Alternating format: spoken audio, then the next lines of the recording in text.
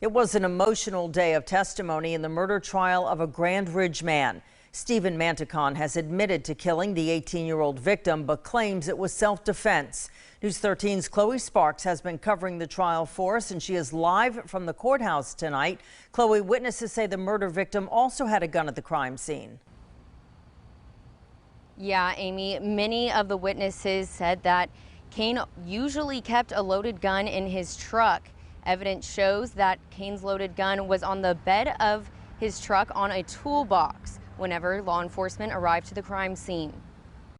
Nearly a year and a half after the murder of 18-year-old Blake Cain, witnesses are still very shaken up about what they saw and what they heard. Was he going to stop? It just kept going and kept going and kept going. Okay. And I was just laying there.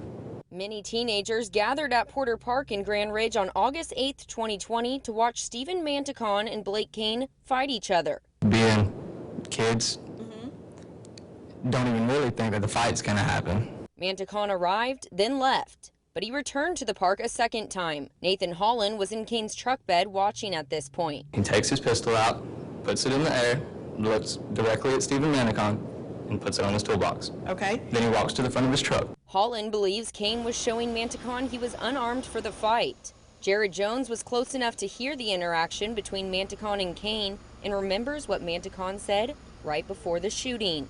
He said he wanted all of us, so I mean, that's a threat towards me. All witnesses say their immediate reaction was to drop to the ground. A few of them allegedly fled the scene in fear once the gunshots stopped, but returned later for questioning. Many witnesses say they tried to save Blake Cain's life, their good friend, by applying pressure to the bullet wounds and by giving compressions, but unfortunately Cain died at the scene. Now, Chloe, what did the autopsy show in this case?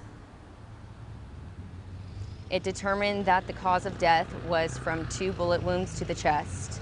All right, we'll continue to cover the trial again tomorrow. Chloe Sparks live in